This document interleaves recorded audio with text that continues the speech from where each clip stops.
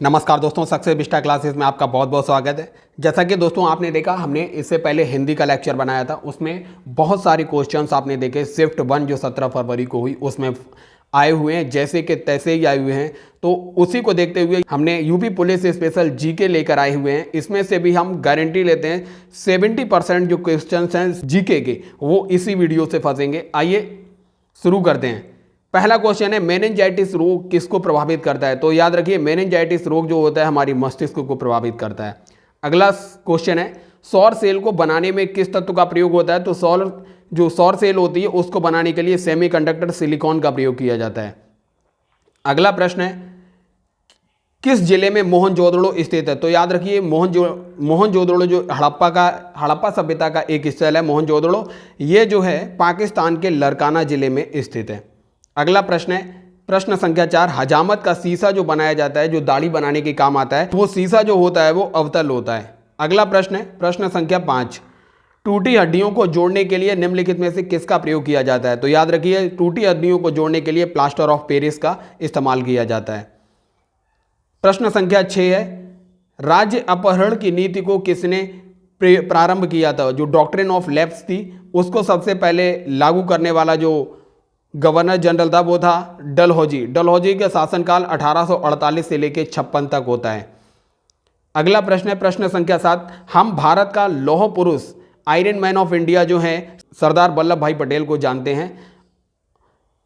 अगला प्रश्न है, प्रश्न संख्या 8, नमक सत्याग्रह के समय जब गांधी जी को गिरफ्तार कर लिया गया तो उसके बाद आंदोलन के नेता के रूप में अब्बास तैयब जी को चुना था। काफी महत्वपूर्ण प्रश्न है ये। प्रश्न संख्या 9, किसने सचिंद्र सन्याल के द्वारा स्थापित हिंदुस्तान रिपब्लिकन एसोसिएशन का नाम बदलकर हिंदुस्तान रिपब्लिकेशन एसोसिएशन कर दिया था? मतलब एचआरए का नाम बदल के HSRA, Hindustan socialist Republican association जो किया था चंद्रशेखर आजाद ने किया था। और ये कई बार पूछा जाता है, ये फिरोजा कोटला में इसका गठन एचएसआरए का किया गया था, फिरोजा कोटला दिल्ली, और इसका गठन 1928 ईस्वी में चंद्रशेखर आजाद के द्वारा किया गया था। अगला प्रश्न है, भारतीय संविधान में समवर्ती सूची किसके संविधान से ली गई है? तो याद कीजिए, जो समवर्ती सूची है, समवर्ती सूची का प्रावधान जो है ऑस्ट्रेलिया के संविधान से लिया गया है। और इसमें आप देख लीजिए, संयुक्त राज्य अमेरिका से फंडामेंटल राइट्स जो हैं वो संयुक्त राज्य अमेरिका के संविधान से लिया गया है। आइए अगला प्रश्न देखते हैं। एशियन गेम्स 2023 में भारत ने कुल कितने पदक जीते? ये करंट अफेयर का महत्वपूर्ण प्रश्न है। एशियन गेम्स में भारत ने 107 पदक जीते, टोटल पदक 107 थे। प्रश्न संख्या 12वीं है, पंचायती राज व्यवस्था में स्थानीय स्वशासन की व्यवस्था कैसी होती है? तो याद रखिए, ग्राम, ब्लॉक और जिला और राज्य स्तर पर 4 स्तरीय नहीं बल्कि 3 स्तरीय होते हैं।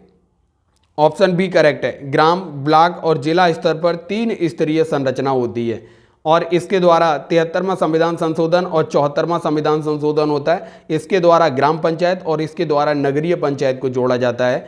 यह भी काफ़ी महत्वपूर्ण प्रश्न है। प्रश्न संख्या 13, भूपेन हजारिका सेतु का निर्माण किस राज्य में किया गया? तो भूपेन हजारिका सेतु असम में किया गया। प्रश्न संख्या 14 है, राज्य मानवाधिकार आयोग जो है वो अपनी वार्षिक रिपोर्ट किसको प्रस्तुत करता है? तो राज्य का मानवाधिकार आयोग राज्य की सरकार को रिपोर्ट देता है। प्रश्न संख्या 15 है, आतंकवादियों ने भारतीय संसद पर हमला कब किया था? तो अभी एक करंट अफेयर का क्वेश्चन भी रहा था, तो याद रखिए 13 दिसंबर 2001 को आतंकवादियों ने भारत की संसद पर हमला किया था।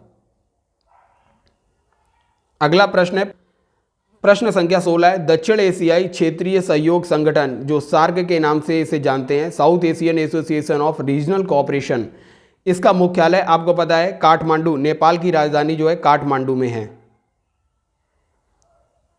अगला प्रश्न है, प्रश्न संख्या 17, गोल्डन हैंडशेक का संदर्भ निम्न में से किससे है? तो ये भी करंट अफेयर से रिलेटेड है। जो स्वैच्छिक सेनानी होते हैं उनकी सेवानिवृत्ति से संबंधित है ये गोल्डन हैंडशेक स्कीम। प्रश्न संख्या 18 है, भारत में गरीबी का स्तर कायम किया जाता है इस आधार पे, जो भारत में गरीबी का मापन है वो गरीबी का मापन किया जाता है घरेलू उपभोक्ता व्यय के आधार पर किया जाता है।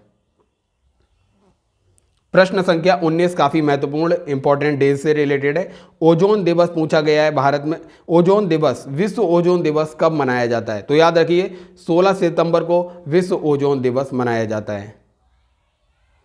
प्रश्न संख्या 20 है विश्व महिला दिवस। विश्व महिला दिवस जो है 8 मार्च को सेलिब्रेट किया जाता है, जबकि आप देखेंगे 2 फरवरी को वेटलैंड्स डे मनाया जाता है, आर्द्र भूमि का दिवस। वेटलैंड्स डे जो है 2 फरवरी को, और 22 मार्च को आप देखेंगे विश्व जल दिवस, वाटर डे जो है, वर्ल्ड वाटर डे, वो 22 मार्च को मनाया जाता है। तो याद रखिए 8 मार्च को विश्व महिला दिवस मनाया जाता है। अगला प्रश्न है प्रश्न संख्या 21।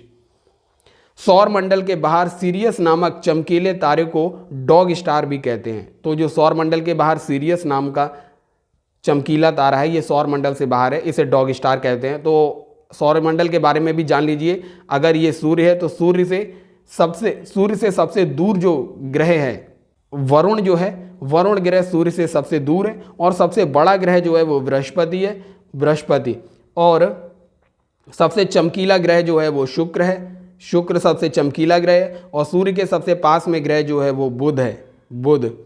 और पृथ्वी जो है सूर्य से तीसरे स्थान पर पड़ता है। सूर्य के बाद आता है बुध के बाद आता है शुक्र के बाद तीसरे नंबर पे जो आता है वो पृथ्वी है। पृथ्वी के बाद मंगल ग्रह आता है। ये 4 ग्रह जो हैं इनको आंतरिक ग्रह कहते हैं। ये चट्टानों से मिलके बने हैं, जबकि बाहरी ग्रह जो हैं, जिसमें आप देखेंगे बृहस्पति, शनि, अरुण और वरुण, ये जो 4 ग्रह हैं ये गैसियस ग्रह हैं, गैसों से मिलके बने हुए हैं। आइए अगला प्रश्न देखते हैं, प्रश्न संख्या 22। आकार के संदर्भ में बृहस्पति हमारे सौर मंडल का पहला सबसे बड़ा ग्रह है। प्रश्न संख्या 23। एशिया के संदर्भ में बड़े मरुस्थल का नाम बताइए। तो जो एशिया का सबसे बड़ा मरुस्थल है वो गोबी का मरुस्थल है। ये मंगोलिया और चीन वाले रीजन में फैला हुआ है। गोबी का मरुस्थल जो है ये एशिया का सबसे बड़ा मरुस्थल है, और जनसंख्या के आधार पर सबसे बड़ा मरुस्थल जो है वो थार का मरुस्थल है। थार का रेगिस्तान भारत और पाकिस्तान में फैला हुआ है। अगला प्रश्न है 24वां प्रश्न। ज्ञानपीठ पुरस्कार 2023 किसे प्रदान किया गया? जो दामोदर मौजा है, दामोदर मौजा को ज्ञानपीठ पुरस्कार 2023 प्रदान किया गया। आइए प्रश्न संख्या 25 देखते हैं। भारत में जननांकीय इतिहास में महाविभाजन का वर्ष कौन सा है? ये भी बहुत महत्वपूर्ण है, कई बार रिपीट हो चुका है। जो 1921 का वर्ष है जननांकीय इतिहास में महाविभाजन का वर्ष है। आइए देखते हैं प्रश्न संख्या 26। प्रदूषण युक्त वायुमंडल को निम्न में से किसके द्वारा स्वच्छ किया जाता है? जो प्रदूषण युक्त वायुमंडल है इसको वर्षा के द्वारा, आप देखेंगे जो पहली वर्षा होती है अम्लीय वर्षा होती है, जिसमें क्या होता है कि वायुमंडल में जितने भी सल्फर और फास्फोरस से रिलेटेड अशुद्धियाँ होती हैं वो पहली बरसात के साथ धुल के बरसात में पानी में मिल के वो पृथ्वी पर आ जाती हैं। तो याद रखिए जो वायुमंडल को सबसे स्वच्छ करने का, जो प्रदूषण मुक्त करने का उपाय है वो वर्षा है। वर्षा के माध्यम से वायुमंडल स्वच्छ होता है।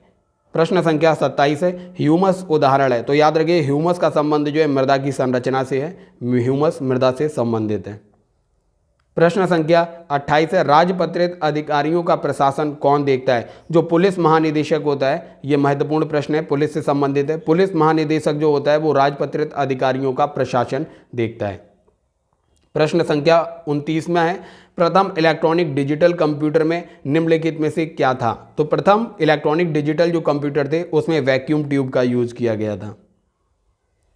प्रश्न 30वां है चरकुला एक लोक नृत्य है। तो याद रखिए ये व्रजभूमि में किया जाने वाला लोक नृत्य है। चरकुला उत्तर प्रदेश से काफ़ी महत्वपूर्ण है और ये व्रजभूमि में किया जाता है चरकुला लोक नृत्य।